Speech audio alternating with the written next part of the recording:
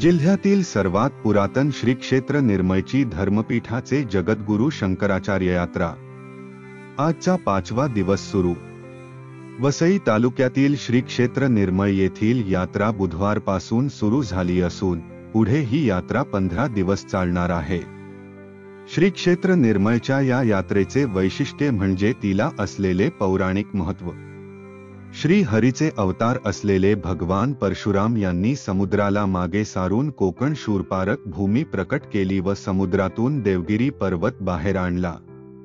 या नवनिर्मित भूमीत एक आदर्श क्षेत्ररचना नगररचना करून तेथे पवित्र हिमालयातील विकुंभातील ज्ञानीविज्ञानी ऋषी व त्यांच्या शिष्यांना वसवले। त्यामुळे या क्षेत्राचे नाव वसई झाले। या क्षेत्री आलेले उपद्रवी पाळपंजर दैत्य व स्त्रीशील हरण करणाऱ्या विमलासूर यांच्याशी मोठ्या द्वंद्व युद्ध करून भगवान परशुरामांनी दोघांचा वध केला व जनतेस निर्भय केले। या स्थानी विमल, निर्मळ, देवतीर्थ, ताम्रतीर्थ, चक्रतीर्थ वगैरे गोड्या पाण्याची तीर्थ व रोगनिवारण करणाऱ्या औषधी पाण्याची कुंड अशी 108 तीर्थे निर्माण केली। भगवान परशुरामांनी श्री क्षेत्र निर्मळ येथे विमलेश्वर महादेव स्थापून ब्रह्मा महाविष्णू गणपती व सूर्यनारायण व सुब्रह्मण्य स्वामी यांचीही उपस्थित घडवली।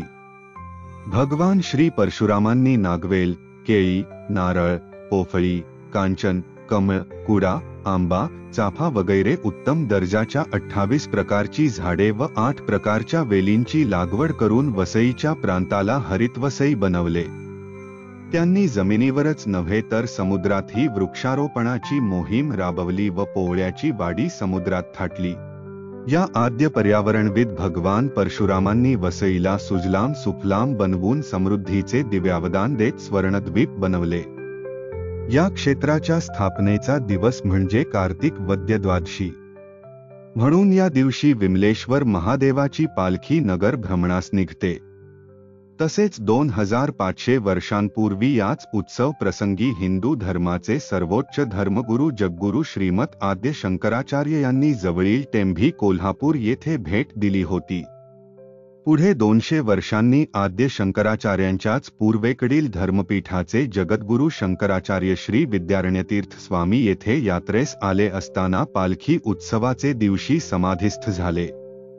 म्हणून कार्तिक वद्य द्वादशी हा वसईचा पुरातन स्थापना दिन, येथे हिंदू धर्माच्या पुनसंस्थापनेचा दिन, तसेच जगद्गुरूंचा पुण्यतिथी दिन म्हणून आजही ही पालखी परंपरा सुरू आहे।